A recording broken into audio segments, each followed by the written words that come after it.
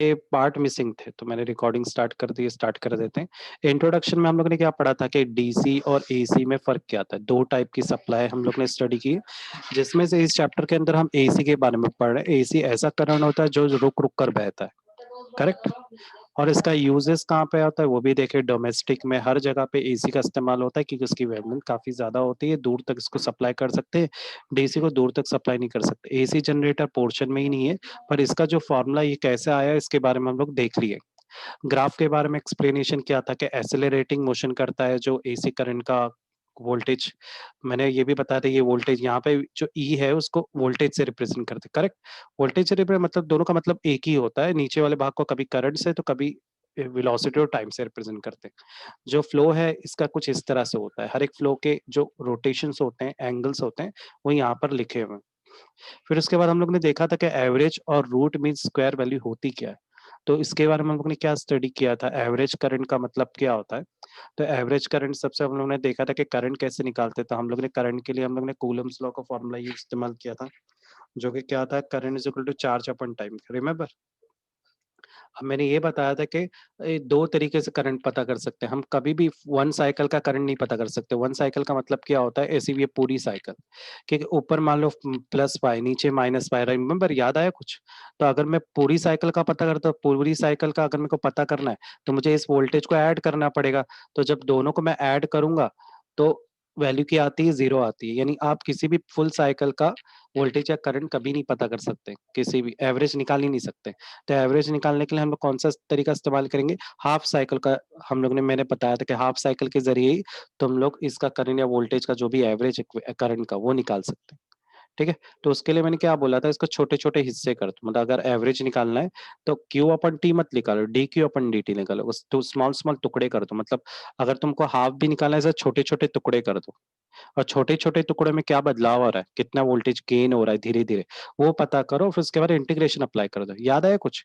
Integration मैंने बोला था, इंटीग्रेशन डी क्यू अपन इंटीग्रेशन डी टी, रिमेम्बर, क्या भूल गए। हाँ हम्म, सर, याद है। है ना। तो ये एक ऐसे कॉन्सेप्ट है जो मिसिंग थे इसके अंदर, बहुत सारे वर्ड्स लिखे नहीं थे। उसके बाद हम लोग ने क्या देखा था कि जो एसी करंट होता है वो साइन एंगल बना के फ्लो होता है। साइन एंगल मतलब ये जो फ्लो है अगर आपको समझना है तो यहाँ से अपोजिट अपन हाइपोटेनस देखोगे ना तो आपको एसी का डायरेक्शन समझ में आएगा। तो ये जो ट्रिग्नोमेट्री का साइन यूज किया है ये उसके डायरेक्शन को बताने के लिए यूज किया। और ये फॉर्मूला के साथ हम लोग ने ये भी देखा था कि I is equal to integration of D theta upon D theta, I D theta upon D theta. ये अपने एवरेज का फॉर्मूला बनाए थे बेस्ड ऑन डायरेक्शन, करेक्ट। तो इसी फॉर्मूले से आपने ये बनाया फॉर्मूला। साइन सिर्फ क्यों लगाया मैंने पहले ही बता दिया। साइन हम लोग ने इसलिए लगाया क्योंकि करंट, एसी करंट के डायरेक्शन साइन ट्रिग्नोमेट्री के साइन से ही पता कर सकते। फिर उसके बाद हम लोगों ने रूट मीन स्क्वायर पता किया। क्या किया हम लोगों ने, नॉर्मल जो एवरेज निकाला था ना उस पे ही स्क्वायर अप्लाई किया। स्क्वायर अप्लाई करने के बाद उस स्क्वायर को राइट साइड भेजा तो रूट बन गया।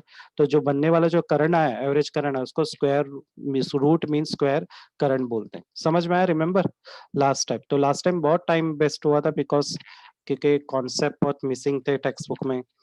टेक्स्ट बुक में थोड़ा फटाफट दे दिया था, उसको लगा कि बच्चे होशियार कर ही लेंगे, है ना।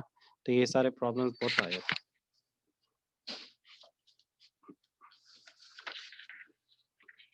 उसके बाद आता है फेजर। फेजर के बारे में क्या पढ़ा था हम लोग ने। फेजर में हम लोग ने ये पढ़ा था कि जो रोटेटिंग वेक्टर है, मतलब हम जो करंट को दर्शा रहे, करंट तो कोई भी डायरेक्शन में रोटेट कर सकता है, एक्स वाई जेड एक्सिस, तो वो गया रोटेटिंग वेक्टर। उसको जो साइनसोइडली, मतलब हमें पता है करंट का जो डायरेक्शन होता है, फ्लो है, वो साइन एंगल के बेस पे होता है विद टाइम, है ना। इसको फेजर बोलते हैं। फेजर के जरिए हम लोग डिटेल डायग्राम से समझते हैं कि करंट कैसे फ्लो हो रहा है। तो ये डायग्राम हम लोग ने देखा था, ये मैक्सिमम करंट है, ये मिनिमम करंट है, बरोबर। उसके बाद हम लोग देखने वाले थे different types of AC circuit. Different types of AC circuit अभी हम लोग का स्टार्ट होने वाला है, करेक्ट। यहाँ से हम लोग स्टार्ट करेंगे, बरोबर ना। कुछ मिसिंग रहेंगे, मैं लिखूंगा, आप लोग वो लिख लेना। Different types of circuit, AC circuit मतलब हम लोग एसी सप्लाई क्या करने का पता है क्या। एसी सप्लाई ना पहले रजिस्टर में लगाएंगे, फिर देखेंगे क्या होता है। फिर इंडक्टर में लगाएंगे। इंडक्टर बोले तो इंडक्टर का मतलब क्या होता है, कॉइल। कॉइल में लगाएंगे, फिर देखेंगे एसी सप्लाई में जब इंडक्टर में लगा दो तो क्या होगा। कैपेसिटर में फिर लगाएंगे तो देखेंगे कि क्या फर्क पड़ता है अगर मैं capacitor sorry AC current in device में लगाता हूँ। ठीक है, तो सबसे पहले हम लोग देखने वाले रजिस्टर। तो रजिस्टर में क्या बोलते हैं कि जो रजिस्टर होता है, रजिस्टर का काम क्या होता है? करंट को रोकना, बरोबर ना? कोई भी चीज को रोक कर बहाना। रजिस्टर क्या रुकावट का काम करता है ना?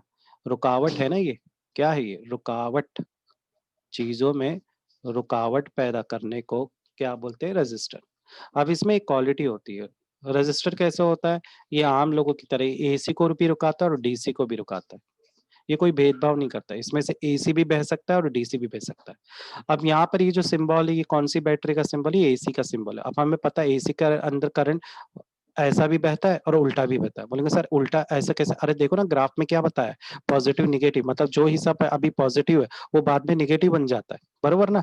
इसमें पॉजिटिव निगेटिव फ्लक्चुएट करते रहते हैं, यानी करंट पहले ऐसा जा रहा है तो बाद में उल्टा भी जाएगा। तो ये जो उल्टा है उसके बारे में नहीं पढ़ेंगे, जो ऐसा जा रहा है सिर्फ उतना ही देखेंगे। सिर्फ वो समझाने के लिए मैंने बता दिया। अगर मेरे को इसका वोल्टेज पता करना है तो इसके वोल्टेज पता करने का फॉर्मूला हमारे पास पहले से ई नॉट साइन ओमेगा टी। इस फॉर्मूले के जरिए हम लोग एसी का सप्लाई का ईएमएफ निकाल सकते हैं, बरोबर? यहाँ तक समझ में आया क्या? अब चलो देखते हाँ हैं कि सर। करंट जाएगा तो क्या होता है। तो यहाँ पे आर एक ऐसा कंपोनेंट है जो दोनों को ट्रैवल कराता है। सर्किट में मैंने क्या किया है, हम सर्किट में देख सकते हैं कि करंट के दो डायरेक्शन होते हैं, क्योंकि एसी सर्किट है ना, करंट बार बार फ्लक्चुएट होता रहता है एसी सर्किट का, ये भी हमें पता है। दूसरा, अभी ओम्स लॉ सभी को याद है, क्योंकि देखो इलेक्ट्रॉनिक पढ़ो और ओम्स लॉ नहीं पता है तो कोई फायदा नहीं। ओम्स लॉ क्या होता है? V is directly proportional to I, यही है ना ओम्स लॉ?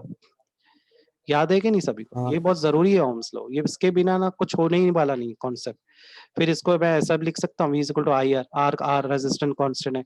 फिर इसको मैं अभी यहाँ पर मैंने एक और चीज बताया, ई और वी बराबर होते हैं, बोला कि नहीं? मैं बार बार बोल रहा हूँ कि नहीं बोल रहा हूँ ना? तो मैंने यानी इस वी की जगह मैं आई ई ले सकता हूँ, तो ई क्या हो जाएगा? I are. जरा ध्यान दो, यहाँ पे वही नहीं लिखा हुआ है जो मैंने यहाँ पे किया अभी, बरोबर ना? वही चीज लिखी है ना? हाँ यानी ये जो पार्ट आया है ये किधर से आया है? ओम्स लॉ से आया। तो मैं अब बोलेंगे सर ये लिखे क्यों? जरा सर्किट में ध्यान दो, रेजिस्टर है, करंट है, वोल्टेज है, इसी वजह से तो हमने ओम्स लॉ का अप्लाई किया, करेक्ट? अब आगे बढ़ते हैं। अब मैं बोल सकता हूँ कि मेरे को ई की वैल्यू क्या मिल रही है? I R. पर मेरे पास ई की वैल्यू क्या है? E not sine omega T. तो यहाँ से कॉन्सेप्ट खत्म हो गया। यहाँ पे किसी को कोई डाउट है? हाँ फरहान, साइमा, नहीं सर।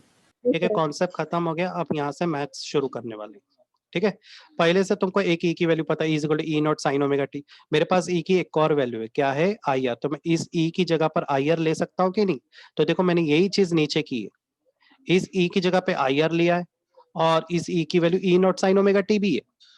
इसका मतलब क्या है कि ये जो आर है ये इस ई के भी पास जाएगा और ये आर इसके पास भी जाएगा। अगर मैं इसको राइट साइड शिफ्ट करूं तो मुझे आई की वैल्यू क्या मिल रही है? ई अपॉन आर या E not sine omega T upon R. Doubt आ रहा है तो एक्चुअली इसको ऐसे लिखना चाहिए था, आई आर किसके बराबर है? ई के। तो आई क्या हो जाएगा? ई अपॉन आर, बरोबर? बिल्कुल इसी तरह से अपने पास जो ऊपर इक्वेशन है, अगर मैं इसमें इसकी जगह आई आर लूं तो ये हो जाएगा I R is equal to E not sine omega t, बरोबर? तो अगर आई रहने दो इधर पे और आर ले लो राइट साइड में तो ये हो जाएगा E not sine omega T into R. समझ में आया ये कैसा आया? यही चीज को तो मैंने इंडिविजुअल बताया यहाँ पे। कोई डाउट किसी को? कॉन्सेप्ट खत्म हो चुका है, यहाँ से अब हम लोग वही कर रहे हैं, समझ गए क्या? डायरेक्ट करंट का फॉर्मूला निकाल रहे हैं। अब यहाँ पर देखो जरा इक्वेशन में आई तो आई, चलो ठीक है, ये तो मेरे को पता है, इसके ये इसको मारो गोली, वो तो हमें पता है वो है। यहाँ पे इस पे आ जाओ डायरेक्टली। ये दिख रहा है तुमको ई नॉट और आर? दिख रहा है तुम लोग को? ई नॉट आर को क्या लिया है? आई लिया है। अब बोलेंगे सर आई से कैसे ले लिया? अरे अभी बताता हूँ, ओम्स लॉ क्या बोलता है? I is equal to V upon R, यही बोलता है ना ओम्स लॉ। और मैंने अभी अभी तुम लोगों को बताया कि इस चैप्टर के अंदर वी को हम लोग किससे रिप्रेजेंट कर रहे हैं? ई से। अगर करंट में आई नोट लगा है तो ई में भी क्या लगा रहेगा? आई नोट। समझ गए क्या? करंट वोल्टेज बराबर होता है, बरोबर ना? तो यहाँ पर अगर इस पे ई नोट लगा है तो मैंने करंट पे भी क्या लगा है? आई नोट, बरोबर? तो मैं बोलूंगा कि ये ई upon E note are I note के बराबर है। समझ में आ रहा है? ये डाउट आया तो मैं इसकी जगह पे आई नोट लिख सकता हूँ साइन ओमेगा टी। या देखो दूसरा ट्रिक बताता हूँ, अगर डाउट आ रहा है ना, देखो आई और वी एक जैसा काम करते हैं, तो इसकी जगह पे सिर्फ आई लगाते जाओ, ई की जगह पे क्या रिप्लेस करो? आई, बस बाकी हो गया फॉर्मूला। इसी चीज को हम लोग ना यहाँ पे डिटेल में समझे। समझा फरहान, साइमा? क्लियर है? इजी है? कोई डाउट आया किसी भी प्लेस पे तो हम लोग दोबारा देख सकते हैं। आगे बढ़े फरहान? ठीक है। अभी यहाँ पे हम लोग ने ये इक्वेशन बनाई, ये इक्वेशन हमने ओम्स लॉ की मदद से बनाया। देखो लिखा है ओम्स लॉ की हमने हेल्प ली है। तो यहाँ पे रेजिस्टर कैसा बिहेव कर रहा है, चाहे एसी हो या डीसी हो। अभी मैंने बताया कि एसी डीसी हो, सब में उसका बिहेवियर एक जैसा है। अगर आप लोग इस टेक्स्ट बुक से पढ़ते हो तो आपको यहाँ से पढ़ना है और कहाँ तक पढ़ना है, ये बिहेव तक पढ़ना है, फिर आगे का पढ़ने की जरूरत नहीं है। आगे बताया कि जो इक्वेशन 13.2 और 13.4 है, कौन सी इक्वेशन की बात कर रहा है, ये वाली इक्वेशन की बात कर रहा है। और दूसरी किस इक्वेशन की बात कर रहा है, ये वाली इक्वेशन की बात कर रहा है। बोल रहा है कि एक इक्वेशन करंट की, एक इक्वेशन वोल्टेज बेस की है। बोल रहा है कि ये जो दोनों इक्वेशन के बेस पर अगर मैं ग्राफ बनाता हूँ तो ग्राफ में जो आपको फेस मिलेगा वो रजिस्टर के बेस पे जीरो फेस डिफरेंस मिलेगा। जीरो फेस का मतलब क्या होता है, तो जरा ग्राफ दिखाता हूँ, समझ में आएगा कि क्या बोल रहा हूँ। जरा ग्राफ में देखो, आप जब ग्राफ बनाओगे तो वोल्टेज या करंट ले लो ऊपर, यहाँ पे आप एंगल और टाइम ले लो। तो जब ग्राफ बनाया गया, पहले हम लोग वोल्टेज का ग्राफ, ये जो डार्क दिखाई दे रहा है वोल्टेज का ग्राफ है, ये मैक्सिमम पीक वैल्यू है वोल्टेज की, बरोबर। अब मैंने जब करंट का ग्राफ बनाया तो वो भी देखो सेम डायरेक्शन में जा रहा है। जब वोल्टेज का वेव हाई एम्पलीट्यूड यहाँ आ रहा है तो करंट का भी एम्पलीट्यूड हाई ऊपर ही आ रहा है, यानी दोनों साथ में चल रहे हैं साइमल्टेनियसली। दोनों साथ में जीरो पे पहुंच रहे हैं, करंट भी और वोल्टेज भी। जब दोनों साथ में चलेंगे तो ऐसे वक्त में इनके बीच में जो डिफरेंस होगा वो क्या रहेगा, दोनों पैरेलल हुए ना एक दूसरे के, ई और आई पैरेलल है ना यहाँ पर। अगर दोनों पैरेलल होंगे तो इनकी वैल्यू क्या होगी, एंगल की जीरो होगी ना, डिफरेंस जीरो का आएगा ना। इनके बीच में एंगल कैसे बनेगा, ई और आई के बीच में। जब कोई भी चीज पैरेलल होती है तो इनके बीच में जो भी एंगल है वो जीरो हो जाता है, बरोबर कि नहीं? कुछ समझ में आ रहा है कि नहीं? क्योंकि बोथ आर हाँ इन सर समझा। Same face. तो इस केस में हम देख सकते हैं दोनों का फॉर्मूला अगर सेम है तो दोनों फेस भी सेम है। अब इसी डायग्राम को, इतना सा जो हिस्सा है ना, ये इतना सा हिस्सा, इसको फेसर से समझते हैं। देखो मैंने फेसर डायग्राम बनाया, तो देखो ये वाला आई नोट ये मैक्सिमम। अब मैं देखो तुम लोग को बताता हूँ कैसे बनाती। ये देखो ये वेव ही है यहाँ, समझ गए क्या? ये दूसरी वेव देखो इसकी है, ये दिखाते नहीं है फेसर में। फेसर में स्टाइल ऐसा होता है। तो करंट देखो पहले और वोल्टेज बाद में, पर इससे कोई फर्क नहीं पड़ता, दोनों साइमल्टेनियसली लेकिन बढ़ रहे हैं, बरोबर। करंट का जो मैक्सिमम पिक है उसको आई नोट से रिप्रेजेंट करेंगे, वोल्टेज के मैक्सिमम पिक को ई नोट से रिप्रेजेंट करेंगे। और उसके इक्वेशन के E not sine omega T, current की equation I not sine omega T. अगर इसका मिनिमम दिखाए ना तो कैसे दिखाएंगे, मैंने बताया था कॉस लगा दो बस, बाकी सब फॉर्मूला सेम रहता है, समझ गए? ये आई नॉट कॉस ओमेगा टी। अगर मिनिमम करंट चाहिए तो नीचे मिलेगा, मैक्सिमम चाहिए तो आपको वाई एक्सिस पे मिलेगा। क्लियर है? कोई डाउट आया यहाँ पे किसी को? चलो अब हम लोग क्या करेंगे, अपना जो एसी सर्किट, एसी वोल्टेज है, इसको आप किससे कनेक्ट करना है, कॉइल से, कंडक्टिंग कॉइल से कनेक्ट करना है और देखना क्या होता है। हाँ, बोलते हैं कि जो कंडक्टिंग कॉइल होता है वो बहुत ही कम रेजिस्टर होता है। बोलते हैं ये सारे जो डिवाइस है ना, ये रेजिस्टर वाले डिवाइस ही होते हैं, ठीक है। तो सपोज करते हैं एक अल्टरनेटिव ईएमएफ सप्लाई में इसके साथ कनेक्ट कर रहा हूँ। ई की इक्वेशन हम लोग पहले से ही जानते हैं, ये एक तरह का कॉइल है, बरोबर। ये भी रेजिस्टिविटी रखता है, ऐसा नहीं कि नहीं रखता, ये भी रखते हैं, पर इनकी रेजिस्टिविटी आर के हिसाब से बहुत कम होती है। आर कैसा रजिस्टर जो होता है वो ज्यादा रुकावट पैदा करता है, कॉइल लोग नहीं करते हैं।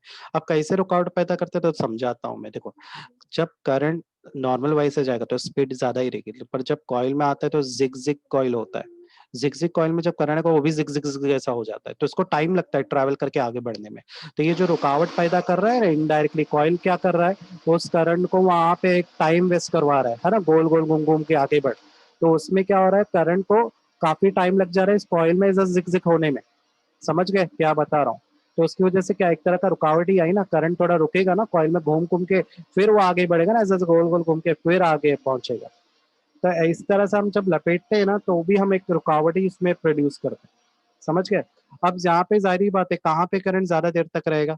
हाँ फरहान, ये तो मेरा एसी सप्लाई है, ये है स्विच ऑन कर दो, करंट यहाँ से जाएगा। करंट जाएगा तो कॉइल में थोड़ा रुक रुक के, क्योंकि इस वजह गोल गोल गोल गोल घूमते हुए जाना पड़ेगा, बराबर। ये बिल्कुल वो स्काई ड्राइविंग होती है ना, क्या बोलते हैं एसएल वर्ल्ड में, है ना, वैसी नहीं है मैजिका जैसी स्लाइड, यहाँ पे टाइम लगेगा। तो यहाँ ज्यादा देर तक करंट रुक रहा है, अगर ज्यादातर देर तक करंट यहाँ रहेगा तो करंट बढ़ेगा, कहाँ पे बढ़ेगा, कॉइल में बढ़ेगा।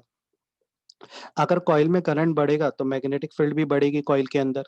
अगर मैग्नेटिक फील्ड बढ़ेगी कॉइल में तो वहां पे मैग्नेटिक फ्लक्स भी बढ़ेगा, बरोबर। और उसकी वजह से क्या होगा, उस कॉइल में ईएमएफ इंड्यूस होगा, ईएमएफ इंड्यूस होगा, ईएमएफ इंड्यूस होगा तो उस कॉइल में करंट भी प्रोड्यूस होगा, समझ गए। तो यहाँ पर चलता फिरता ये कॉइल अपना एक क्या बन जाएगा, एक बैटरी बन जाएगा। किसकी वजह से ये बैटरी बना, एसी की वजह से। ये पॉजिटिव नेगेटिव, तो इसका भी ये पॉजिटिव नेगेटिव बन गया। कुछ समझ में आ रहा है यहाँ तक। हमारा कॉइल यहाँ पे क्या बन गया है, अभी चलता फिरता एक बैटरी बन गया है। क्यों बना, क्योंकि इसी कॉइल के का जो करंट यहाँ पे गया उसने मैग्नेटिक फील्ड प्रोड्यूस की। अगर मैग्नेटिक फील्ड प्रोड्यूस होती है तो उसमें ईएमएफ प्रोड्यूस होगा, ईएमएफ प्रोड्यूस होगा तो करंट भी प्रोड्यूस होगा उसकी। समझ में आया। अब जाहिर बात है यहाँ पे चार्ज तुम लोग को दिखाई दे रहे कैसे चार्ज है यहाँ पर।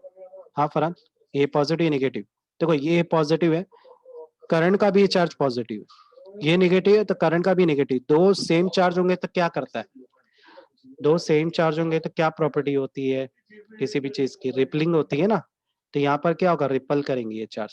तो रिपल करेंगे तो जिस चार्ज ने इस कॉइल में जो करंट या मैग्नेटिक फील्ड प्रोड्यूस की है, वही कॉइल उसी चार्ज को अब क्या करेगा, उसके अगेंस्ट काम करेगा, उसको रिपल करेगा, बरोबर कि नहीं करेगा।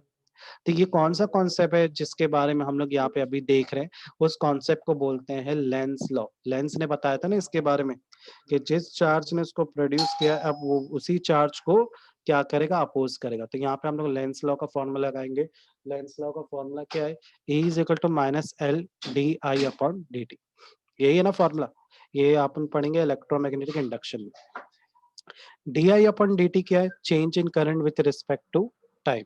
एल क्या है, इंडक्टर कॉइल। माइनस बता रहा है कि ये जो है ना एसी करंट का ई, ये इंडक्टर उसे को ही अपोज कर रहा है। फिजिक्स के अंदर नेगेटिव साइन अपोज को बताता है। कोई को डाउट है यहाँ तक, एनी डाउट, कॉन्सेप्ट समझ में आ रहा है। हाँ, इतनी शांति क्यों। हेलो, आवाज आ रही है मेरी सभी को, फरहान। हाँ सर, आ रही ओके, है। यहाँ तक कोई को डाउट आए, कॉन्सेप्ट को यहाँ पे खत्म हो गया। चलो अब एक चीज समझ में आई कि इंडक्टर कुछ देर के लिए एक एज अ बैटरी बन गया है, बरोबर। अब आगे बढ़ते हैं। अब दूसरी चीज देखो, हम लोग कोई भी बैटरी सप्लाई को ई से रिप्रेजेंट करते हैं। तो चलो मान लो मैंने इसको ई से रिप्रेजेंट किया, इसको किस से रिप्रेजेंट करो, इसको ई डैश से रिप्रेजेंट करता हूँ। एक और चीज, ये ई और ये दोनों ई बराबर है, क्योंकि इसी ई से ये ई आया ना। कौन से ई की बात करो, कंडक्टर की। पर यहाँ पे माइनस साइन लगा दो और डैश लगा दो। माइनस अब क्यों लगाए सर, अरे जिसने इसको प्रोड्यूस किया अब वो उसी को तो अगेंस्ट पे काम कर रहा है, बरोबर ना। ये जो सप्लाई, ये जो बैटरी का सप्लाई, कॉइल का जो सप्लाई, ये अपोज कर रहा है किसको, जिसने उसको करंट से उसको बैटरी बनाया उसको, बरोबर ना। तो मैं लिख सकता हूँ E is equal to minus E naught, लिख सकता हूँ कि नहीं। अब जाहिर बात है दोनों का फॉर्मूला तो सेम ही रहेगा, ई नॉट का, ई का जो फॉर्मूला है E not sine omega t, बरोबर। यहाँ तो कोई डाउट आया किसी को, नो सर। पक्का ना। चलो रिमेम्बर है ये फॉर्मूला लेंस हाँ लॉ का, sir. Is equal to minus L d I upon d T.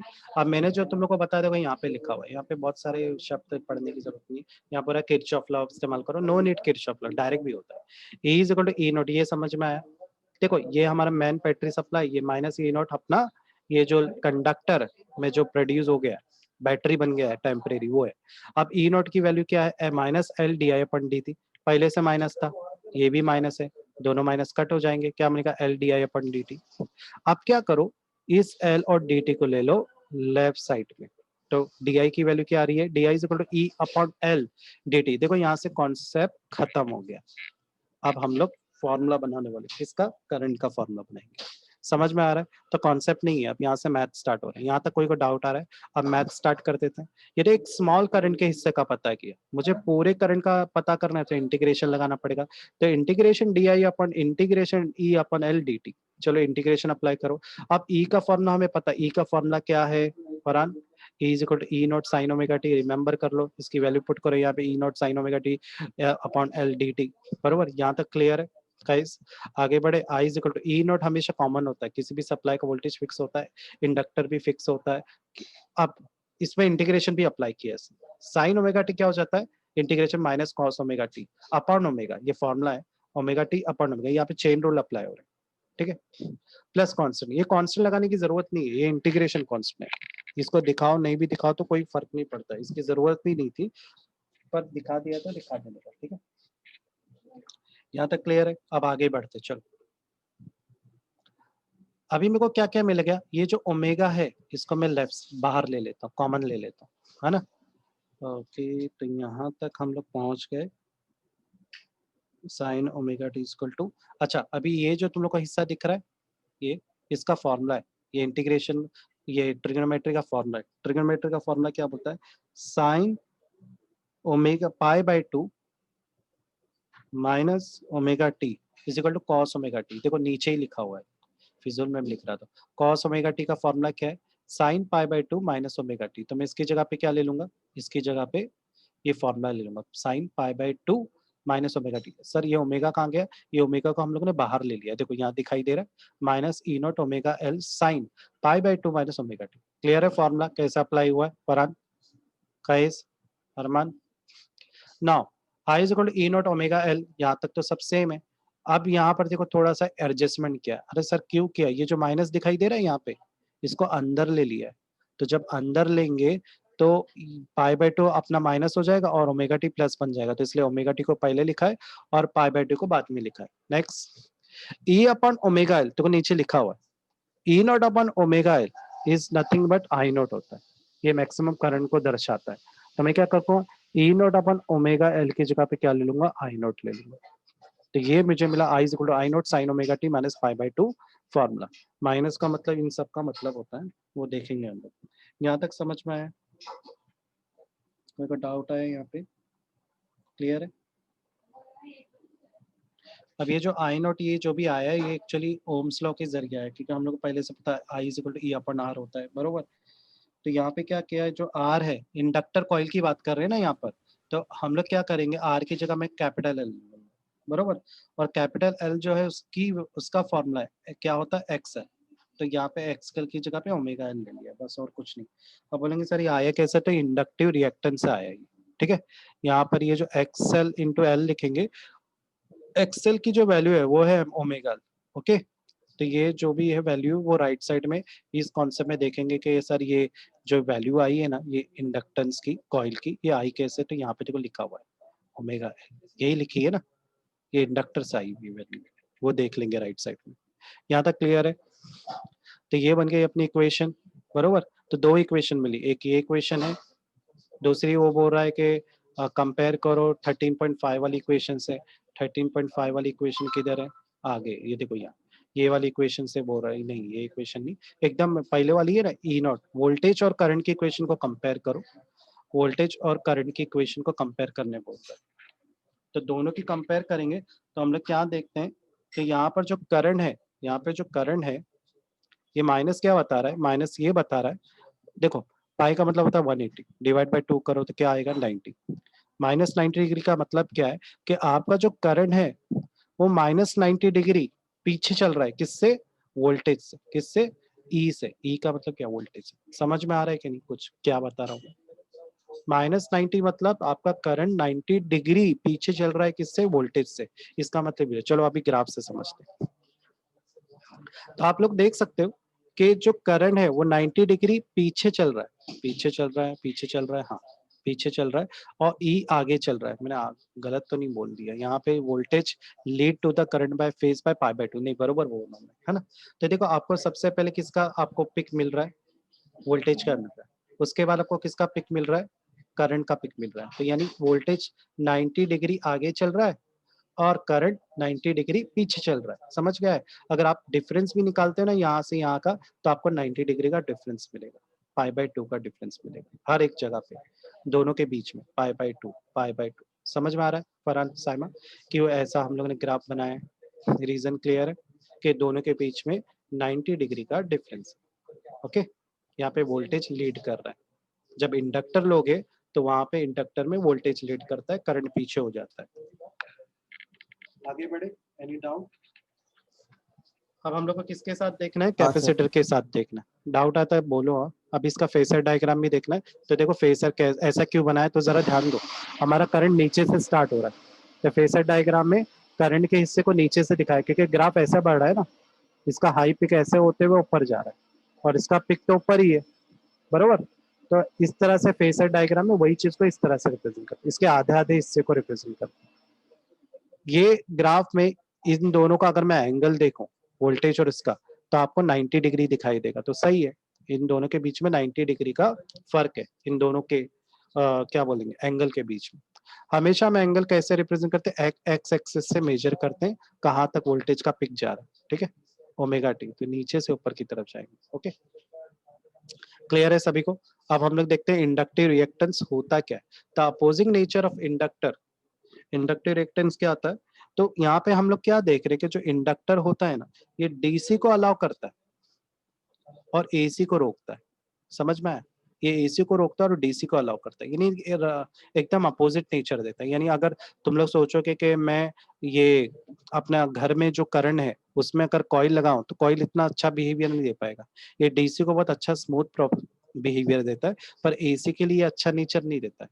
ये बिल्कुल अपोजिंग नेचर देता है, and ये अल्टरनेटिव करंट को के फ्लो को रोकने का काम कर देता है। समझ में आया? इसलिए इसको क्या बोलते हैं, इंडक्टिव रिएक्टेंस बोलते हैं। समझ में आ रहा है? एक अपोजिंग नेचर देता है। ये रेजिस्टेंट की तरह ही बिहेव करता है, ये भी रेजिस्टेंट की तरह ही बिहेव कर रहा है, पर ये सिर्फ क्या करता है, सिर्फ एसी को रोकने का काम करता है। इसी वजह से इसको इंडक्टिव रिएक्टेंस बोलते हैं। अब वापस से देखो नीचे फॉर्मूला बना है, ये फॉर्मूला किससे बना है, ओम्स लॉ से ही बना है। ये जो नीचे दिख रहा है, ये मैक्सिमम करंट मैक्सिमम वोल्टेज अपन आर।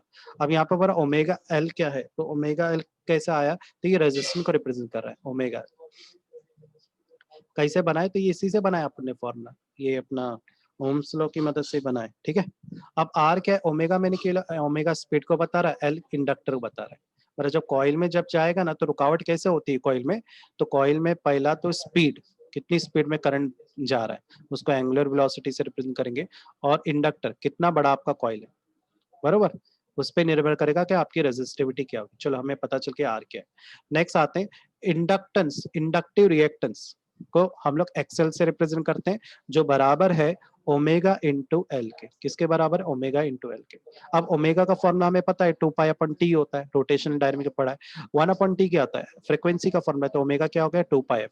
तो मैं इस ओमेगा की जगह पर 2 पाई एफ भी ले सकता हूँ, तो ये आया। आई होप अब समझ में आएगा कि ओमेगा इंटू एल आया कैसे। तो यहाँ पे इंडक्टिव रिएक्टेंस का फॉर्मूला इस्तेमाल किया था। ओके, क्योंकि हम यहाँ पे रेजिस्टेंस को ही रिप्रेजेंट कर रहे हैं ना, बरोबर ना, तो ये रेजिस्टेंस को रिप्रेजेंट कर रहे हैं हम लोग। इंडक्टर में रेजिस्टेंस क्या होता है, सॉरी रेजिस्टर, इंडक्टर ही एक तरह का रेजिस्टर होता है जो बिहेव करता है। समझ गए? बस इसमें इतना ही समझने का था। नीचे कुछ लिखा था, function of inductive reactance is similar to resistance. अच्छा, ये तो मैंने बता ही दिया है पहले सर, तो कोई जरूरत नहीं। आगे एक चीज लिखी है वो जरूरी है। अब ये देखो काम कैसे करता है वो भी देखते हैं। इंडक्टर कैसे काम करता है, जब आपकी फ्रिक्वेंसी जीरो होगी, बोलते जो डीसी सप्लाई होता है ना उसके अंदर फ्रिक्वेंसी कैसी होती है, जीरो होती है, तब इंडक्टर अलाउ करेगा, बोलेगा ठीक है तुम जाओ, जीरो होना तो ठीक है। अब एसी आ रहा है, बेचारा एसी के पास कितनी फ्रिक्वेंसी होती है बताओ, मैंने बताया था ना पहले 50 हर्ट्ज फ्रिक्वेंसी होती है, तो ये रुका लेगा, बोला तेरे पास बहुत ज्यादा ही पैसे, तुम रुक जाओ। समझ गए? तो अगर तुम्हारे पास फ्रिक्वेंसी है तो इंडक्टर रोक लेता है, और अगर फ्रिक्वेंसी जीरो है तो ये अलाउड करता है जाने के लिए। समझ गए? तो फ्रिक्वेंसी बेस पे समझ में आ रहा है, तो ये याद रखो, फ्रिक्वेंसी बेस पे। अगर आपकी फ्रिक्वेंसी डीसी की फ्रिक्वेंसी क्या होती है, जीरो, तो इंडक्टिव रिएक्टेंस भी क्या होगा, जीरो, ये अलाउ कर देगा, कंडक्टर फ्लो होगा।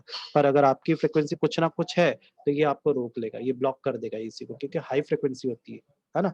दूसरा, ये भी एक तरह का रजिस्टर ही होता है, तो रजिस्टर की जो यूनिट होती है ओम्स, इंडक्टर की भी यूनिट ओम्स ही रहेगी। क्लियर हो गया? कोई डाउट यहाँ पे? इंडक्टर क्लियर हो गया। अब आते हैं हम लोग नेक्स्ट कॉन्सेप्ट की तरफ। अब हम लोग एसी सर्किट को ज्वाइन करेंगे कैपेसिटर से। अब एक चीज है, कैपेसिटर के बारे में मैं एडवांस में तुम लोग को बताता हूँ। कैपेसिटर इंडक्टर का उल्टा होता है। जो कैपेसिटर होता है वो एसी को अलाउ करता है, मतलब जब फ्रिक्वेंसी ज्यादा होगी तो ये अलाउ करेगा कैपेसिटर, और जब फ्रिक्वेंसी कम होगी, जैसे डीसी की बात करो, ये अलाउ नहीं करेगा। इसलिए तुम लोग ने देखा होगा घर के अंदर जो कैपेसिटर पंखे पे लगा होता है, ट्यूबलाइट में लगा होता है, बहुत सारी जगह पे तुम लोग को कैपेसिटर मिलेगा। अब तुम लोग को समझ में आ रहा है क्यों लगा रहता है, क्योंकि एसी के लिए बनाया गया है, क्योंकि ये एसी को ही अलाउ करता है, डीसी को तो अलाउ करेगा ही नहीं, क्योंकि ये हाई फ्रिक्वेंसी को ही अलाउ करता है, लो फ्रिक्वेंसी को अलाउ नहीं करता है। समझ में आ रहा है? तो ये कैपेसिटर भी एक तरह का रेजिस्टर का काम कर रहा है कि नहीं, एसी को अलाउ कर रहा है, डीसी को रोक रहा है। अगर डीसी को रोक रहा है मतलब रेजिस्टर की तरह बिहेव कर रहा है, तो कैपेसिटर भी एक तरह का रेजिस्टर ही है, पर थोड़ा सा फर्क है। समझ रहे? कोई डाउट है यहाँ तक फरहान, साइमा? फैज, कुलसुम, आगे बढ़े। चलो, हाँ सर। हमें पता है अगर पॉजिटिव ये है, ये नेगेटिव है, तो यहाँ पे करंट भी पॉजिटिव आएगा जो कैपेसिटर में जाएगा।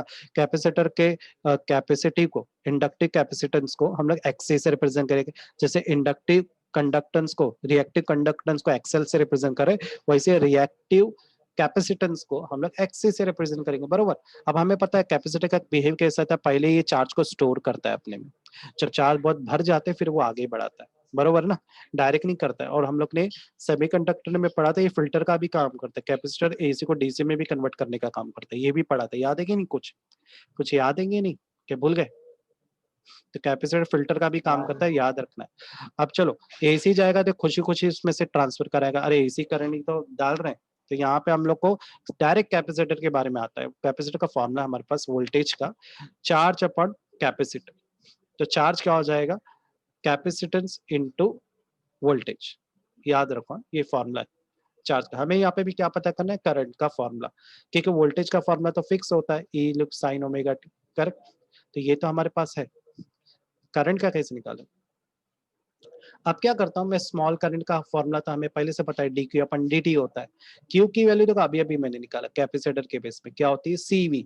वी क्या होता है, ई के बराबर होता है, ये तो मैं बार बार बोल रहा हूँ तुमको, तो मैं वी की जगह यहाँ पे क्या ले लिया, ई ले लिया। अब डिफरेंशिएट करते हैं, डिफरेंशिएट करने से पहले एक और चीज, रुक जाओ, ई की वैल्यू भी तो पता है, ई क्या होता है, E not sine omega T, वो लिख दो, E not sine omega T. Differentiate with respect to time, differentiate में क्या होता है, साइन क्या बन जाता है, कॉस बन जाता है, तो ये जगह सी ई नॉट कॉस ओमेगा टी, और ओमेगा टी में भी तो चेन रूल अप्लाई होगा, ओमेगा बाहर आएगा, बरोबर कि नहीं। अच्छा, मैं इसको ऐसे लिख सकता हूँ क्या, जैसे नीचे लिखा हुआ है, गलत क्या है इसके अंदर। अगर मैं इसको वापस ऊपर लूं, देखो इसका मतलब क्या है, E not one upon omega C, omega C, इसका मतलब क्या है कि ये वन ई नॉट के साथ डिवाइड हो रहा है, पर ओमेगा सी इसके साथ मल्टीप्लाई तो हो रहा है, यानी ये जो ओमेगा और सी मैंने जो नीचे लिखा है वो सही है, मतलब लिख सकता हूं मैं, बराबर। यहाँ पे एक छोटी सी मस्ती किया उसने, और कुछ नहीं किया, समझ में आ रहा है तुम लोग को। ये जो ओमेगा है ना, इसी को नीचे ले लिया, ऊपर भी लेंगे तो वही होता है, कोई मतलब नहीं है, कोई डिफरेंस नहीं है उसका, इससे कोई फर्क नहीं पड़ता। अब कॉस ओमेगा टी का फॉर्मुला हमें पता है, कॉस ओमेगा टी का फॉर्मुला क्या था, sine pi by two plus omega T, वो फॉर्मुला यहाँ पे पुट किया। समझ आया, यहाँ तक कोई डाउट आया किसी को, स्टेप सारे क्लियर है, साइमा, फरहान, अरमान, फैज, कुसुम, हाँ सर। क्लियर है ना। अब यहाँ पे क्या बोल रहा है कि करंट कब मैक्सिमम होगा, जब omega T plus pi by two रहेगा, और इनकी वैल्यू क्या होनी चाहिए, 1 होनी चाहिए। देखो क्या बोल रहा है, तो पहले वाली इक्वेशन में आते माइनस पाई बाय टू मिला था, कुछ याद आ रहा है फॉर्मूले में, इंडक्टर में माइनस मैंने क्या बताया, करंट पीछे चल रहा है 90 डिग्री, प्लस का मतलब करंट आगे चलेगा, समझ में आया। तो अगर तुम्हारी वैल्यू, अगर करंट तुमको मैक्सिमम चाहिए तो ये प्लस में होना चाहिए, जो कि यहाँ पे दिख भी रहा है हमें, करेक्ट। इससे ये समझ में आ रहा है कि कैपेसिटर के अंदर करंट मैक्सिमम होता है। तो can I say that I is equal to I not. तो मैं क्या करता हूँ, इस पूरी वैल्यू को E not one upon omega C को क्या ले लूंगा, मैं आई नॉट ले लूंगा, ठीक है। अब आई नॉट मैंने ले लिया, इसको कंसिडर कर लिया, अंदर की वैल्यू एज इट इज। अब मैं देख सकते हैं यहाँ पे प्लस पाई बाई टू है, अगर प्लस पाई बाई टू है इसका मतलब करंट 90 डिग्रीज आगे चल रहा है वोल्टेज से, समझ गए। प्लस का मतलब क्या है, 180 अपन 2 करो 90 आएगा, और प्लस साइन है, प्लस का मतलब क्या है कि आपका जो करंट, देखो करंट की वे पहले बन रही है, पिक वैल्यू पहले बन रही है, उसके बाद वोल्टेज की बन रही है। तो प्रीवियस वाले फॉर्मूले के जैसा, ये प्रीवियस वाले ग्राफ के जैसा, ये बस फर्क क्या है, पहला करंट है उसके बाद वोल्टेज आ रहा है, दोनों के बीच में फर्क कितने का है, पाई बाई टू का। समझ गए, इजी है। कैसे समझ, पता चला, समझ में आया। ये इसका फेसर डायग्राम है, फेसर डायग्राम हम करंट को देखो पहले दिखा रहे हैं, करंट को तो नेगेटिव साइड ही दिखाया, फिर उसके बाद वोल्टेज को दिखा रहा है। ये फेसर डायग्राम का स्टाइल है, तो जैसा है वैसे ही बनाना पड़ेगा। इनके बीच में जो एंगल है वो 90 डिग्री का बनना चाहिए, समझ गए। अब आते हैं कैपेसिटिव रिएक्टेंस में, ये मैंने पहले बता दी, इक्वेशन हम लोग ने वापस से, वो ऊपर की इक्वेशन को मैंने वापस नीचे लिखा है, इसके बारे में हम लोग पहले से जानते हैं, आई नॉट है, करेक्ट। अब यहाँ पर हम लोग क्या बोल रहे हैं कि ये ओम्स लॉ का फॉर्मूला है, क्या है, I not is equal to E not upon R. यहाँ पे आर क्या है, आर तो हम लोग किससे रिप्रेजेंट करेंगे, एक्सी से। एक्सी क्या है, कैपेसिटिव रिएक्टेंस है, समझ गए। तो एक्सी क्या है, कैपेसिटिव रिएक्टेंस। अभी मैंने एक चीज बताया था, एक्सएल का फॉर्मूला हमें क्या मिला था, XL is equal to omega into L मिला था, बरोबर। अब हमारा जो कैपेसिटर है वो इंडक्टर का इनवर्स अपोजिट काम करता है। अगर अपोजिट है तो हम लोग क्या करेंगे, इसी जो ओमेगा एल उसके अंदर लिए थे ना, इसके अंदर उसी ओमेगा एल को हम लोग 1 अपॉन करके लेंगे, क्योंकि यहाँ पर ये अपोजिट काम करता है। क्यों अब मैंने ऐसा लिया तो उसका रीजन बताता हूँ। 1 अपॉन ओमेगा सी लिखा। अब ओमेगा की वैल्यू हमें पहले से पता है क्या है, 2 पाई एफ। तो देखो फ्रीक्वेंसी नीचे आ गई। इसका मतलब क्या है कि अगर फ्रीक्वेंसी ज्यादा है तो कैपेसिटर अलाउ करता है करंट फ्लो को, और अगर फ्रीक्वेंसी कम है तो कैपेसिटर अलाउ नहीं करता। ये अपोजिट काम करता है, यानी कैपेसिटर फ्रीक्वेंसी के अपोजिट काम करता है। ज्यादा फ्रीक्वेंसी तो अलाउ करेगा, कम फ्रीक्वेंसी तो नहीं अलाउ करेगा। अपोजिट काम कर रहा है कि नहीं, इंडक्टर के अपोजिट काम कर रहा है कि नहीं, है ना? समझ गए? इसलिए आप पॉइंट मिलिए, और कोई रीजन नहीं है यहाँ पे। ओके, क्लियर है? तो कैपेसिटर इंडक्टर काफी एक जैसा है। तो यहाँ पर देखो तुम लोग को रेजिस्टेंस और रिएक्टेंस के बीच में एक डिफरेंशिएट दिया है, जिसके अंदर यहाँ पे रेजिस्टर आर के बारे में बताया, यहाँ पर कैपेसिटर इंडक्टर के बेस पर इसको डिफरेंशिएट किया। तो ये मैं चाहता हूँ तुम लोग पढ़ लो, तो ये तुम लोग को मैं होमवर्क दे रहा हूँ। ये जितना भी कॉन्सेप्ट पढ़ा है उसी को यहाँ पे रिलेट किया हुआ है। यहाँ तक कोई डाउट, कोई टॉपिक पे नहीं समझ में आया, ऐसा कुछ है? फरहान, साइमा, कुलसुम का सारामान। नहीं सर। अभी ये जो कॉन्सेप्ट पढ़े based on board exam important है, ये एलसीआर के नाम से भी आता है एग्जाम में। तो हमारे घर में जो फैन चलता है वो एलसीआर सीरीज को काम करता है। अब बोलेंगे सर एलसीआर सीरीज क्या है, तो ये देखो फुल फॉर्म लिखा हुआ है, रेजिस्टेंस, इंडक्टेंस, कैपेसिटर। बोलते हैं हमारे जो फैन होता है ना घर में, उसमें ये तीनों लगे होते हैं। तुम लोग बोलेंगे सर सिर्फ कैपेसिटर लगा रहता है, आपने ही बोला। नहीं नहीं, जरा देखो बीच बीच में जो पंखा होता है, ये पत्ते हो गए पंखे के, है ना? तो बीच में क्या होता है, वो जो डब्बा जैसा रहता है वो कॉइल होता है अंदर, बराबर कर नहीं, ऊपर कैपेसिटर लगा होता है। और वायर में क्या होता है, आपका वायर जितना बड़ा होगा, जितनी बड़ी लेंथ होगी आपके वायर की, उतना ज्यादा रुकावट उसमें होगी, बराबर? यानी हमारे घर में जो सर्किट है उसके अंदर इंडक्टर, कैपेसिटर और रेजिस्टर तीनों चीज है। क्लियर? ये जरूरी है।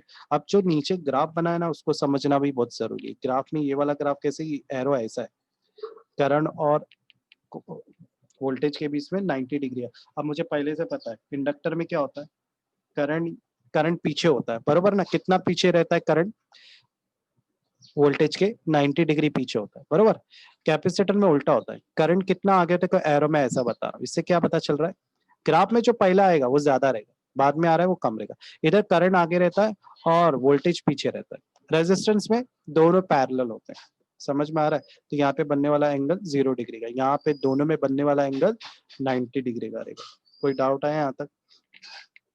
समझ में आ रहा है ना, क्या आप समझा रहा हूँ? हाँ सर अब समझा। इसके बाद दूसरा, इंडक्टर को के वोल्टेज को हम ईएल से रिप्रेजेंट करेंगे, इसके ईएमएफ को हम लोग ईसी से रिप्रेजेंट करेंगे, रेजिस्टेंस को ईआर से रिप्रेजेंट करेंगे। सेकंड, इंडक्टर के यानी कॉइल के रिएक्टिव कंडक्टेंस को एक्सएल से रिप्रेजेंट करेंगे, इसको एक्सी से रिप्रेजेंट करते हैं, और इसको आर से ही रिप्रेजेंट करते हैं। इसके लिए कोई अलग सिंबल नहीं। ये सब समझ में आया? ये सिंबल रिमेंबर रहेंगे। अब जारी बात है, पॉजिटिव नेगेटिव करंट फ्लो करेंगे, जैसे करंट फ्लो होंगे वो इंडक्टर में जाएगा, फिर कैपेसिटर में जाएगा, फिर रेजिस्टर में जाएगा, और फिर इस तरह से फ्लो होगा। और पूरा समझ में आया डायग्राम कैसे काम कर रहा है, क्यों बनाया इस तरह से डायग्राम? कोई डाउट यहाँ पे? दूसरा मैं बार बार रिपीट कर रहा हूँ, ई बराबर है वी के, यानी आपका जो ई है वो वोल्टेज को ही रिप्रेजेंट करता है।